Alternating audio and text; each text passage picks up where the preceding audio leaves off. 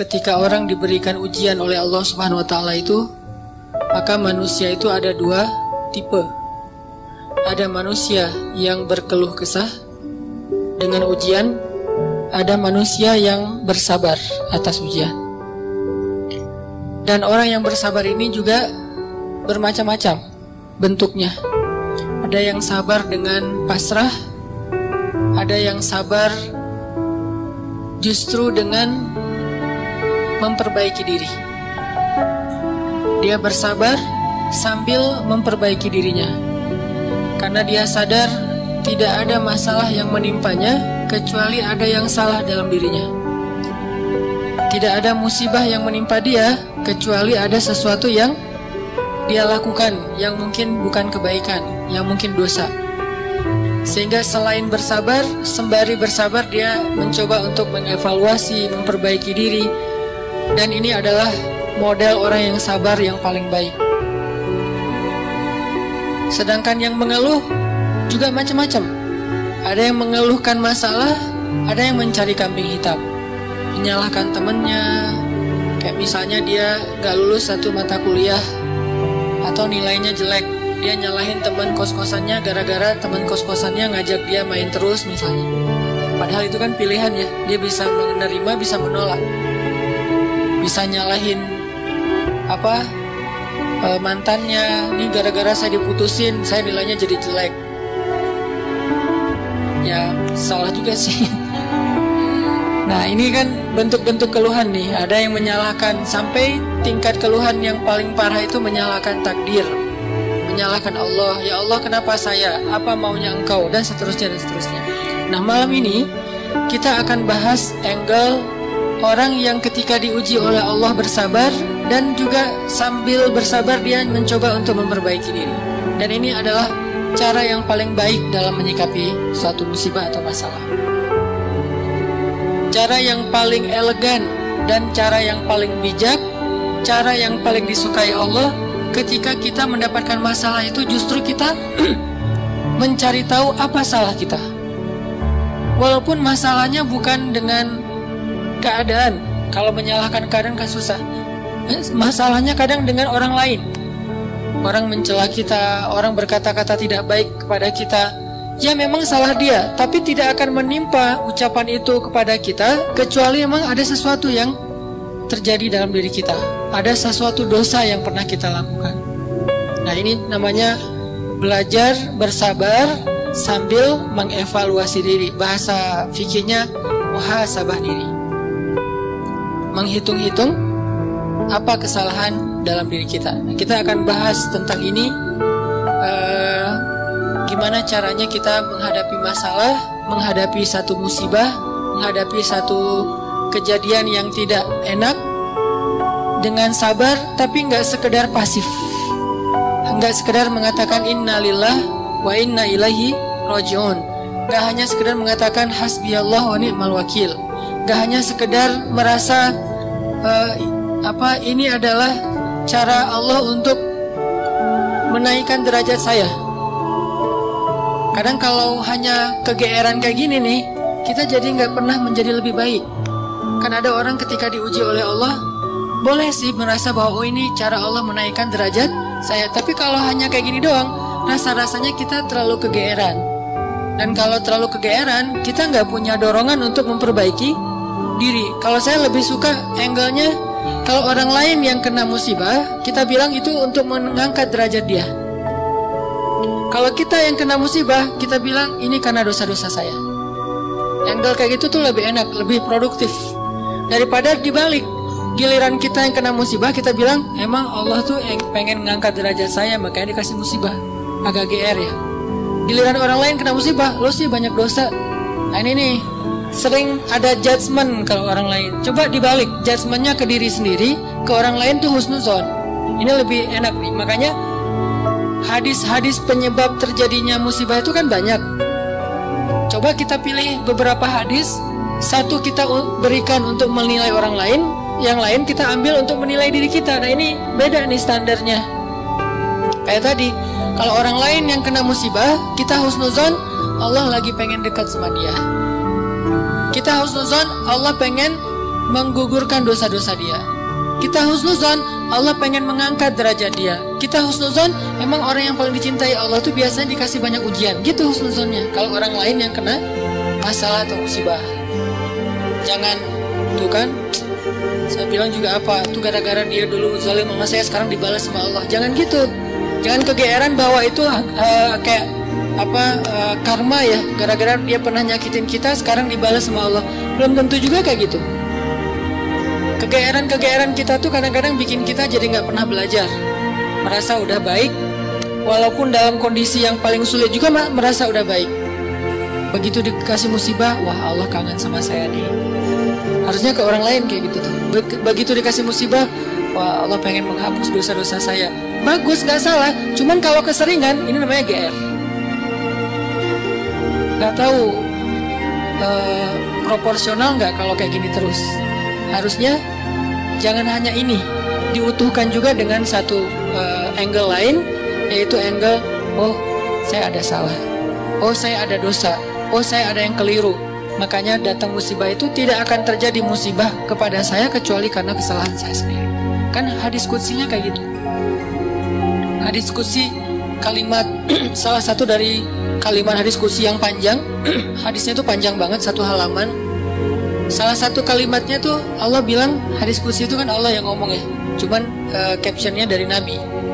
Gagasannya dari Allah, captionnya dari Nabi. Kalau Quran, gagasan dan captionnya dari Allah. Kalau hadis, gagasan dan captionnya tuh dari Nabi.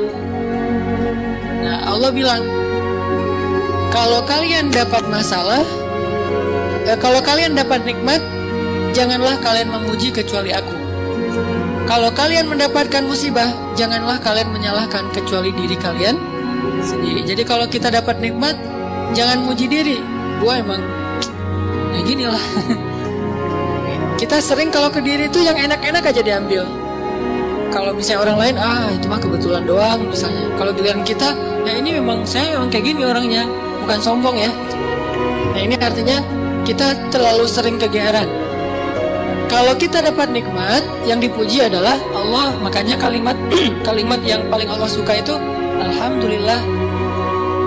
Itu kalimat yang paling Allah suka. Kita memuji Allah kalau kita dapat nikmat. Kita bilang, hadza min fadli rabbi. Ini anugerah dari Allah, ini hadiah dari Allah, ini kebaikan dari Allah, ini karena Allah ngasih, dan seterusnya. Jadi yang dipuji itu Allah. Wa amma bi ni'mati rabbika fahaddits, itu membicarakan nikmat Allah. Bukan membicarakan kehebatan diri kita. Tapi kalau diberikan musibah, jangan kita menyalahkan siapapun kecuali diri kita sendiri. Nah ini salah satu angle yang dibangun lewat hadis qudsi.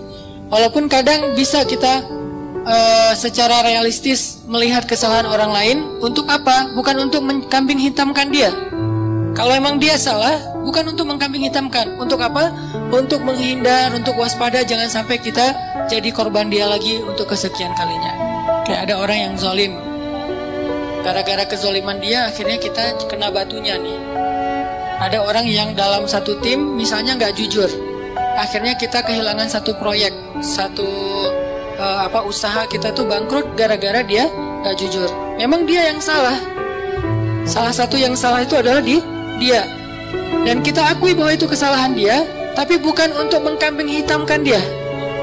Kalau nggak karena kamu tuh nggak ada masalah ini, enggak. Dia bukan satu-satunya, salah satunya. Karena kalau kita nggak punya dosa, mungkin kesalahan dia hanya akan menimpa dia saja. Tapi karena kita juga punya dosa, akhirnya kesalahan dia juga menimpa kita. Tapi Ustadz, ada yang hadis mengatakan, kalau di dalam satu masyarakat ada orang yang berbuat dosa, nanti Allah akan timbakan musibah yang kena bukan cuma dia, sampai tetangganya juga kena. Itu kenapa bisa gitu? Dosa tetangganya apa? Dosa tetangganya membiarkan kemungkaran terjadi.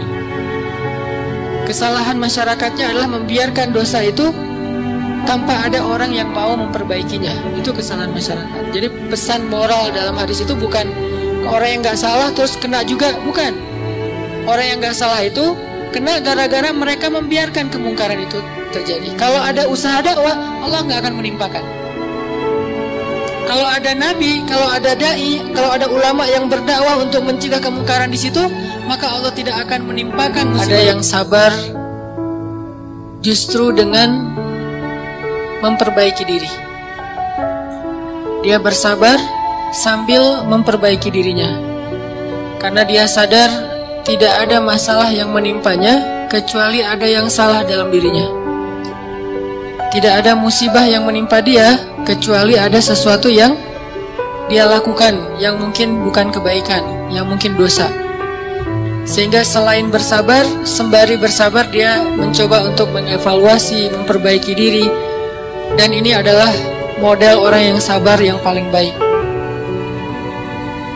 Sedangkan yang mengeluh juga macam-macam.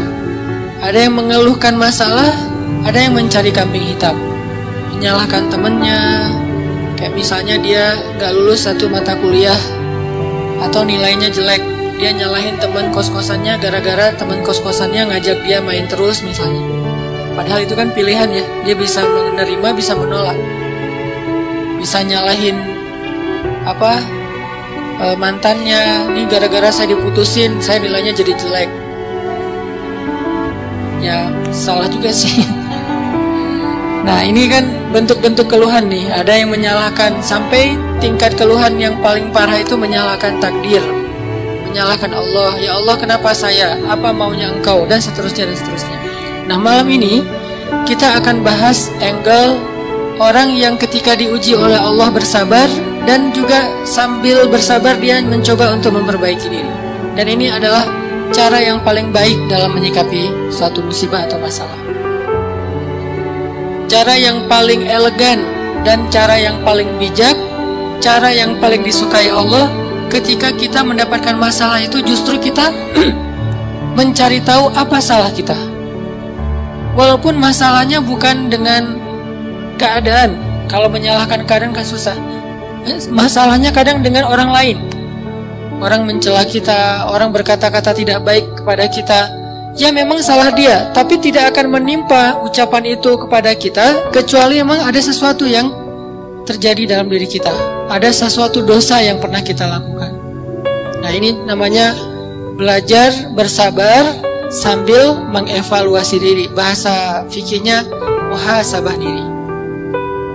Menghitung-hitung apa kesalahan dalam diri kita. Kita akan bahas tentang ini.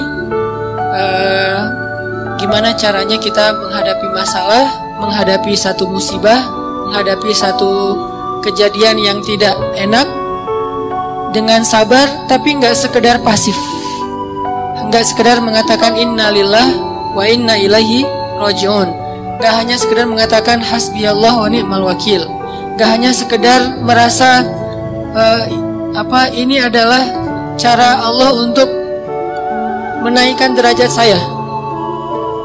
Kadang kalau hanya kegeeran kayak gini nih, kita jadi nggak pernah menjadi lebih baik. Kan ada orang ketika diuji oleh Allah, boleh sih merasa bahwa oh ini cara Allah menaikkan derajat saya. Tapi kalau hanya kayak gini doang, rasa-rasanya kita terlalu kegeeran. Dan kalau terlalu kegeeran, kita nggak punya dorongan untuk memperbaiki diri. Kalau saya lebih suka angle-nya, kalau orang lain yang kena musibah, kita bilang itu untuk mengangkat derajat dia. Kalau kita yang kena musibah, kita bilang ini karena dosa-dosa saya. Angle kayak gitu tuh lebih enak, lebih produktif. Daripada dibalik, giliran kita yang kena musibah, kita bilang emang Allah tuh yang pengen ngangkat derajat saya, makanya dikasih musibah. Agak GR ya. Giliran orang lain kena musibah, lo sih banyak dosa. Nah ini nih, sering ada judgement kalau orang lain. Coba dibalik, judgementnya ke diri sendiri, ke orang lain tuh husnuzon. Ini lebih enak nih, makanya hadis-hadis penyebab terjadinya musibah itu kan banyak. Coba kita pilih beberapa hadis, satu kita berikan untuk menilai orang lain, yang lain kita ambil untuk menilai diri kita. Nah ini beda nih standarnya. Kayak tadi, kalau orang lain yang kena musibah, kita husnuzon, Allah lagi pengen dekat sama dia. Kita husnuzon, Allah pengen menggugurkan dosa-dosa dia. Kita husnuzon, Allah pengen mengangkat derajat dia. Kita husnuzon, emang orang yang paling dicintai Allah tuh biasanya dikasih banyak ujian. Gitu husnuzonnya. Kalau orang lain yang kena masalah atau musibah, jangan tuh kan, saya bilang juga apa, tuh gara-gara dia dulu zalim sama saya, sekarang dibalas sama Allah. Jangan gitu. Jangan kegeeran bahwa itu kayak karma ya, gara-gara dia pernah nyakitin kita, sekarang dibalas sama Allah. Belum tentu juga kayak gitu. Kegeeran-kegeeran kita tuh kadang-kadang bikin kita jadi nggak pernah belajar. Merasa udah baik, walaupun dalam kondisi yang paling sulit juga merasa udah baik. Begitu dikasih musibah, wah Allah kangen sama saya nih. Harusnya ke orang lain kayak gitu tuh. Begitu dikasih musibah, wah Allah pengen menghapus dosa-dosa saya. Bagus, nggak salah. Cuman kalau keseringan, ini namanya GR.